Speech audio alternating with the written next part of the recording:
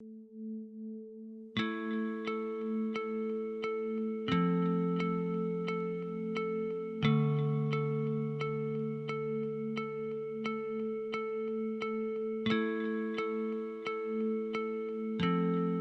welcome to African Home Building Analysis, your one-stop place for all conversations on building, property, and real estate. Today, we are having a conversation on building inspection, how important it is for private homes and even commercial properties. My guest today is EJ. He is a certified building inspector. He is also certified to instruct and mentor other building inspectors. Hi, EJ. Hello. Thank you for having me. Thank you for having me. I'm so honored. Thank you. So let's get right into the conversation. Okay. Tell us about the services you render. Okay. Well, Building Inspectors of Ghana, we provide property building inspections for both commercial and residential structures. We are not limited to just homes, but we also do restaurants, retail inspections, and so any commercial inspection we can cover. We also provide construction project management, where we'll go in there, provide oversight to the laborers, contractors, make sure we do as much loss prevention as possible. That means of theft or poor storage. Okay. We also look out for safety measures. Okay. We definitely don't want any accidents to occur that can slow down the progression of the construction. We also provide fumigation services. I actually partnered with a very good company that not only provides the fumigation services, we can do landscaping, make ready, and can even construct small structures such as pergolas, awnings, things like that. And so, and then last but not least, we are a partner international school to certify building inspectors, specifically in this market of Ghana. But for those that want to become an internationally certified professional inspector, I have also the mentorship to be able to assist them in acquiring that ultimate certification. So in houses, like already constructed houses, what are some of the things you inspect when you go there? Oh, that's a good question. A lot of clients ask me that. So we look at the roof, foundation. We look at the exterior, interior parts of the structure, systems and components. We look at plumbing. We inspect electrical. Okay. I'm also certified to perform pool and spa inspections. We also do green building inspections, where I'm looking for sustainability practices and measures, energy efficient appliances, windows, things like that. And so, along with the other numerous certifications, we're able to look at every part, every system of a home that we can visibly put our eyes on.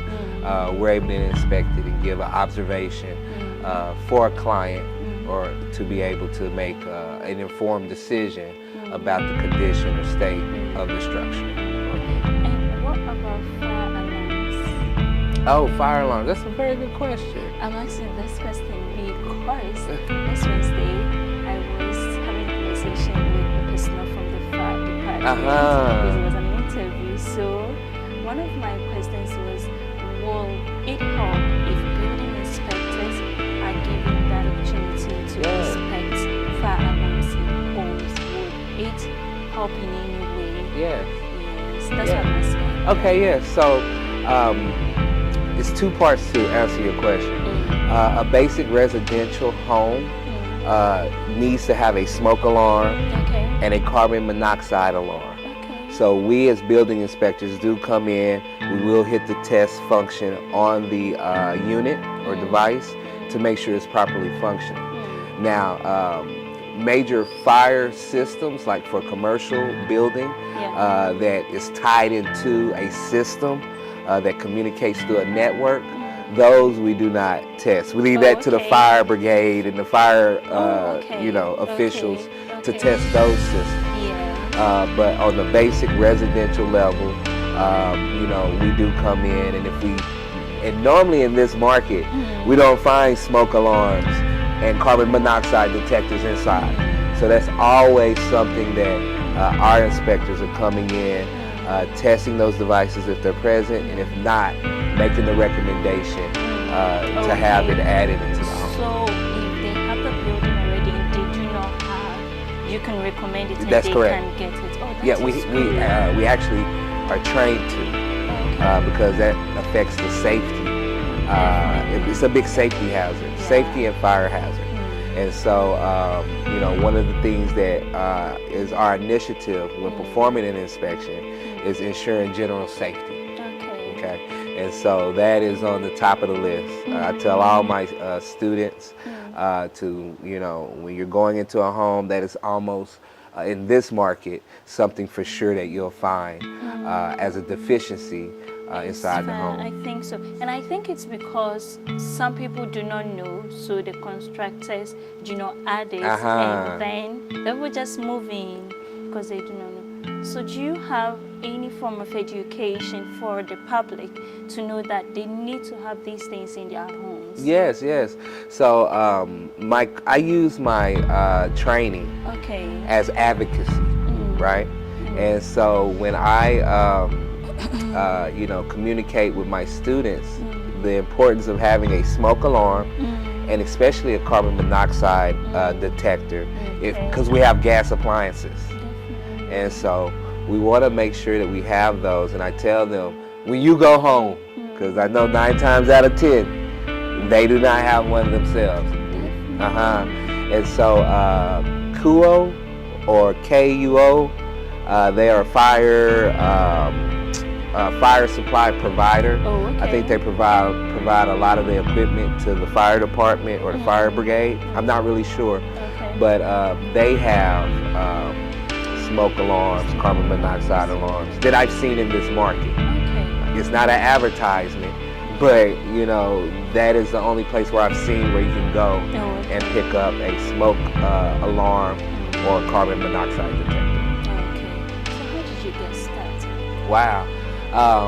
Well, originally I'm from Texas.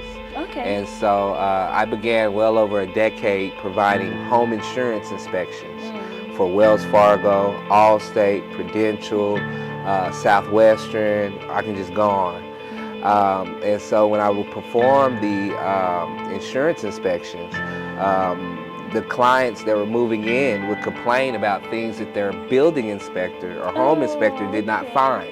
And I said, well, how much did you pay for the home inspection? And the amount that you get for a home inspection compared to a home insurance inspection are significantly different. And so I said, man, I can do this, right? And so my wife, she's a realtor. She's already dealing with home inspectors and trying to get them scheduled, option periods and things like that. And I said, well, it's a definite need. And so I joined AHIT. It was actually at the University of Texas in Arlington. It's a accredited course, university course, distant learning course, and I got this certification. And then I began doing home inspections. And then it went from 2 to 5 home inspections a week to 10 to 15, and so on. And so relocating to Ghana in 2020, and I didn't come to relocate. We came to visit for 2 weeks, and the lockdown occurred, and so we went ahead and decided to stay.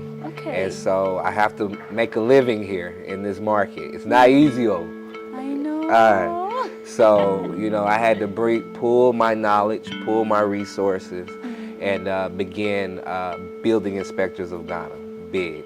Wow. And so we've been performing inspections in this market since 2020, and it's going well.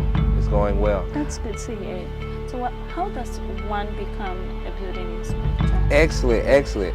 So for now, the way to become a certified building inspector of Ghana, you join the Building Inspector of Ghana training class. Okay. And basically it's a 5-day training period. 3 days is online, typically in the evening, 6 p.m. to 9 p.m. Then on Thursdays from 8 a.m., on Thursdays from 11 a.m. to 5 p.m., we do in the field training at Achimoto Mall. Okay. And then on Fridays, lastly, we do the examination, 100 questions, here at Serenity House, Ghana, where you have to pass with a 70 or better. Okay. And so I also have the option to do it in person, but it's more demanding of the typical working person's schedule. Yeah. And so I created the online in-person hybrid. Okay. But I can do the course 5 days in person. And that's actually how I started the first course. Okay. We were in class 8 hours a day, and you know, from the feedback and even the attendance, you know, I could tell it was challenging. And so I went ahead and created the online in-person hybrid. And so yeah, you join the course, complete the training, do well on the examination, and you'll receive a certificate to be a building inspector of Ghana. And how has preparations been so far? It's been great. You know, as far as the school, you know, about half of my students pass. And I noticed that those that are more engaged, that take notes, my examination is open notes. So those that take notes, ask questions, you know, really paid their hard-earned money to join the course. Sometimes people are gifted the opportunity to join the course. Someone else paid for it, you know. And I find that those that don't have their money tied into it, they don't do as well. Not all. I think it's even with mainstream university or mainstream school, there are people who go through difficult times, so they have to struggle to get fees and other things. Sometimes, not all people, That's as right. you're saying, sometimes you see those people really put in effort. Then it's difficult putting money, putting funds for fees and all that, so you really put in effort than somebody who gets it that easy. That's you don't right. see that effort. So I think it's true. It's true. I was just lecturing my students on that. I was like, guys, I wouldn't pay, you know, that amount of money for the course. And it's 1,200 CDs. Okay. I wouldn't pay that amount of money and not be successful. You know, and so I'm very upfront with the class times. You know, I give them the schedule, and so you really have to make time for it. But if you make the time for it and you give the attention, you will pass. Okay. You will be a entry-level inspector. You know, where you can build upon. So, what should one consider when they're hiring a building inspector? That's a very good question. Definitely the expertise in certification. Okay. I carry well over a dozen certifications, from annual property maintenance and building code inspector. I'm a green building inspector. I'm a wood destroying organism and pest inspector. I'm a roof inspector. I specialize in exterior finishings and claddings. I'm a, oh my goodness, I could just go on. You know, I could just go on with the certifications, because in order to become an internationally certified professional inspector, you have to obtain. Put in the work. And so for my certification, it requires well over 30 hours of continuing education. And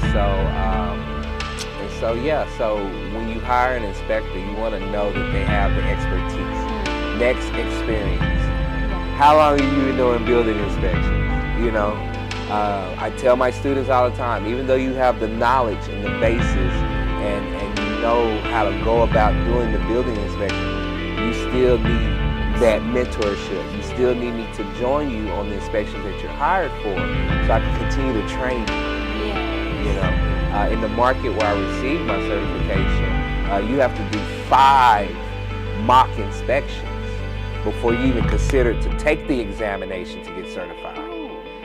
With my class, I do 3. And so we'll do a first phase, footings, foundation inspection. We'll do a second phase, pre-plaster, pre-drywall inspection, and then a third phase, final inspection. Okay. And so typically my students are able to do phase 2 and phase 3 inspections when they have completed the class, but you still need that oversight. And that Yes. It's things that come up in the field for me, in my experience, and I'm still, mind blown about it. So what are the benefits of hiring a building inspector? Oh, man. Well, first of all, it provides the client with peace of mind. Okay? Because they know they have a third party, non-biased individual who's coming to evaluate the property. And I apologize by saying evaluate, coming to inspect the property. And so once I've completed the inspection, provided the official report and the repair list, and also a photo file of at least 150 photos, the client is then able to communicate with the construction manager or the contractors or the property owner about the repairs that need to be addressed. And this causes for transparency. Now the client knows what they're getting into. It protects the other party in disclosing everything about the property. And so, accountability. Now that we know what's going on with the property, who's going to fix it? Or how will we negotiate the terms to make this real estate deal close?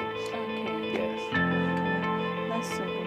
And do you think Ghanaians have bought into the concept of... No, that's my country. Oh, this is Ghana, right? This is Ghana. Oh. Don't do that to my people. Hey, they do it to us. They do it to us, right? Hey. Let me leave you to answer. Hey, so, be nice. Yes, definitely. I love it. That's why I'm here, right? Like, why would I, in the midst of a lockdown, just relocate to a totally different country on the other side of the world, right? I love the Ghanaian people. They're most excellent. I love training them. I love it. With that being said, the concept of building inspections is accepted. There's not a Ghanaian I speak with that disagrees with the importance of a building inspection. Most of us didn't know. Hey. My place is not inspected. Hey. I think we didn't know. But me telling you about you're like, I should, definitely. So you accept the concept, right? Yes. Oh, now give me Sika. Hey. And that's where it gets shaky. Because, they think, I pay, 2,000, 3,000 CD for inspection. Oh, I can get this, We like cutting corners. Yes. And this is one corner that you shouldn't cut. Yes. Of all of the costs associated with the real estate transaction, the inspection fee is small. Okay. You're spending 100,000 US. But 2,000 CD. Hey, so why not spend 2,000, 3,000 CD? You're making a purchase in US dollars to ensure that you're getting a good property. Definitely. And so even the general director of the Ghana Standards Authority, he just made a declaration that the Ghana Building Code can create 100,000 jobs, right? So the concept, Ghanaians have accepted it. We have a 2018 Ghana Building Code that outlines all the standards, minimum requirements for constructing a building. And so the concept is accepted. Okay. But now when you get with the real estate professional, and then they have their buyer, and then, the inspection can throw my deal. That's the thought. They don't understand, and this is why I communicate with real estate professionals, is that it protects you. it protects your client from having buyer's remorse. You don't want the client to purchase a property, you didn't do the inspections, and then they get in and they're like, I don't like the plumbing, things aren't working. Did my agent just sell me something so they can earn money? And so if you have a good client and you limit buyer's remorse, they're gonna tell everybody, oh, work with this client. They got me into this home. Yes, and there's even that transparency. Yes. And so it's the concept is bought. That Ghanaians support it. It's just, oh, brother, please can you come down? And it's like you have a 4-bedroom home. You know, typically the homes are much larger in this market. So it has 4 bedrooms. They normally always have a boys' quarters, right? I mean, pool, workout room. I went to some homes and I'm like, wow, like this is cool. And I bit off more than I can chew, right? Because, you know, I definitely want to obtain the business at this point in the industry. Because it's not as readily, because the clients aren't so ready to pay for it, Yes. I'm discounting my services. So where typically in other markets, a home inspection for a home up to 2,000 square feet is $350 US, I'm knocking that in half. Yes. And so, you know, this is my effort to get more people into purchasing and being familiar with getting the home inspections. Yes, all of my clients love it. They all give me 5-star reviews. They're so excited, you know. And so I would not have that experience if I was just about the money and getting what it's really worth. Yeah. You know. Now as the volume increases and more people are calling for inspections, then of course the cost will go up to where it's supposed to be in the market. Because there are fees that I have. I carry general liability and errors and emissions insurance. You know, for me to maintain my licensing, I pay dues monthly for my software that I use, which is top of the line. I pay monthly fees if I have an inspection or not. And so definitely the discounted rate is for now because the industry is growing. But when we're getting going, you know, my inspectors are doing 3-4 inspections a month, then yes, I would definitely, those discounts would definitely go to where it's supposed to be as far as this market goes. So, in your opinion, what more do you think stakeholders can do to build a more vibrant property industry? Yes, definitely. They have to start hiring individuals for building inspections. Okay. They have to. Okay. I hear so many stories from Ghanaians, expats, everyone, contractors, all stakeholders on where if a building inspection was performed, things would have been much smoother. From all stakeholders, from developers, the contractors, everybody, buyers, sellers, renters, please get an inspection before you pay 6 months advance rent. Because once you give the money and now you're saying, oh, this, now what incentivizes the property owner or manager to make the repairs? They already have the money. You know, oh, I'll send somebody next week. These are the this is the common feedback that I'm hearing from renters, you know? And so definitely we collectively, all of us have to advocate more and make sure that the building inspection is done. Yes, at some phase of the construction. If it's a new construction, whether it's phase 1, phase 2, or phase 3, or if it's a pre-existing, you know, getting the inspection before it's listed, or before you purchase it, or before you go into a rental. Make sure you have the inspection done. And the cost isn't set across the board. If it's just a 1-bedroom, self-contained apartment, it can be as low as 1,000 cedis. Oh, okay. Hey, that's nothing compared to you paying 6 months and now being stuck somewhere that's not quality. Yeah. You know, you can't even invite your friends over because the AC unit makes a loud noise. You know, your sockets are all hanging out the wall, you know, and then, you know, just last I want to add to it with the report, it's evidence that you've communicated it to the property owner or manager. So now there's accountability to where if you have to go to court, I had an inspection, they never fixed this. And this is why I'm breaking my lease and demanding my funds. Yes. So this question is kind of tied to the first question I just asked you. What are some of the factors that you Yes, definitely. I guess it's just the traditional behaviors of the way real estate transactions have been done year to date. You know,